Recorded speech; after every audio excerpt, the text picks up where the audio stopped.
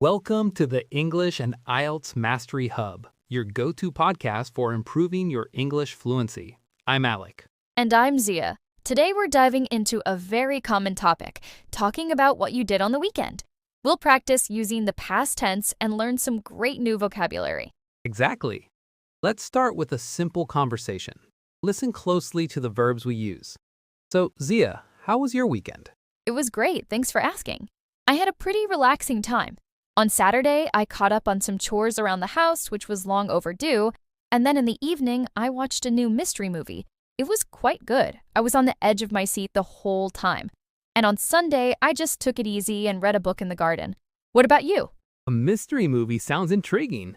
We'll have to get the title from you later. My weekend was more active. I visited my parents on Saturday morning. Then in the afternoon, I went for a long walk in the park because the weather was beautiful. On Sunday, I met up with some friends and we cooked dinner together. We tried to make a paella, which was ambitious but a lot of fun. That sounds like a lovely weekend. It's always great to spend time with family and friends. Great. Now let's repeat that conversation one more time. Listen again for the past tense verbs. So Zia, how was your weekend? It was great, thanks for asking. I had a pretty relaxing time. On Saturday, I caught up on some chores around the house, which was long overdue, and then in the evening, I watched a new mystery movie. It was quite good. I was on the edge of my seat the whole time. And on Sunday, I just took it easy and read a book in the garden. What about you? A mystery movie sounds intriguing. We'll have to get the title from you later. My weekend was more active. I visited my parents on Saturday morning. Then in the afternoon, I went for a long walk in the park because the weather was beautiful. On Sunday, I met up with some friends and we cooked dinner together. We tried to make a paella, which was ambitious but a lot of fun. That sounds like a lovely weekend. It's always great to spend time with family and friends. Now, let's look at some model answers. If someone asks you about your weekend, you can give a more detailed response. Here are two examples. The first one is about Saturday. My Saturday was quite productive but enjoyable. I had a bit of a lie-in and woke up around 9 o'clock. After I made a big breakfast, I decided to tackle some housework. I cleaned the entire apartment, which took a few hours but felt great afterwards. In the afternoon, I ran some errands. I went to the supermarket to buy groceries for the week. Then I stopped by the post office to mail a package. In the evening, I felt tired, so I decided to have a quiet night in. I ordered a pizza and binge-watched a few episodes of a new series I started. It was the perfect way to unwind after a busy day. And here is a model answer for Sunday. My Sunday was very relaxing and social. I started the day with a long walk in my local park. The sun was shining and it was wonderful to get some fresh air. I listened to a podcast as I walked among the trees. When I got home, I called my sister and we chatted for an hour. We caught up on all our news. In the late afternoon, I met up with a good friend for coffee. We went to a nice little cafe downtown and talked for ages. It was so good to see her. For dinner, I tried a new pasta recipe I found online. It turned out delicious.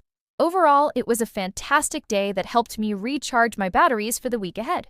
Those are excellent examples, Zia. Now, let's move on to our vocabulary section.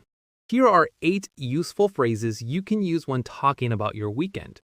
First, had a lie-in. This means you stayed in bed longer than usual in the morning. For example, I didn't set an alarm and had a lie-in until 10 a.m. Second, ran errands.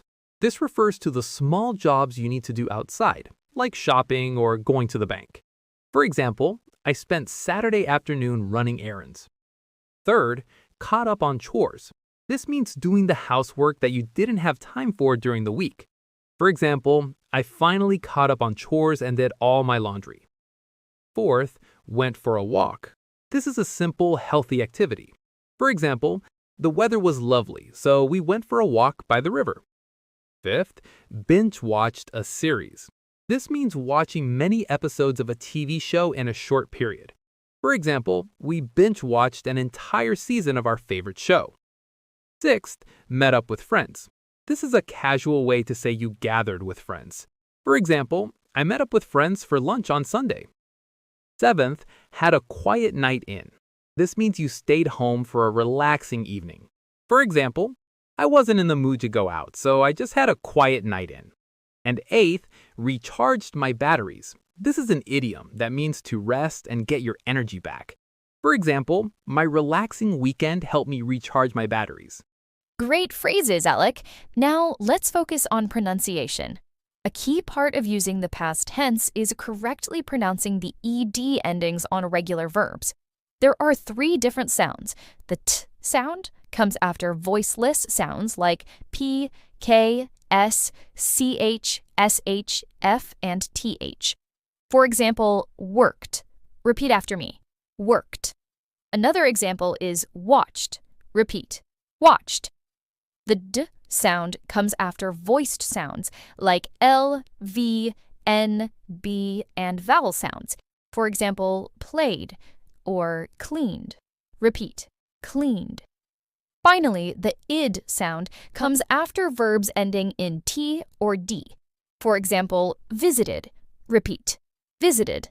Another one is decided. Repeat. Decided. Perfect. Now it's your turn to practice. I'm going to ask you 6 questions.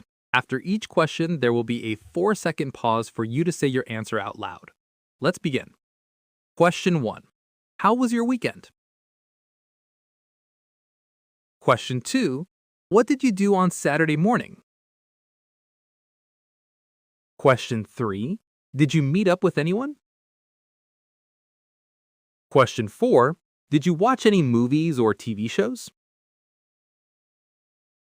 Question 5. What was the best part of your weekend? Question 6. How did you feel on Sunday evening? Great job! That brings us to the end of today's session. We practiced a conversation, learned some useful phrases, and focused on the ed pronunciation. The key is to practice regularly. Try to use these new words and grammar in your own conversations. Thanks for joining us at the English and IELTS Mastery Hub. Be sure to subscribe for more lessons and happy learning!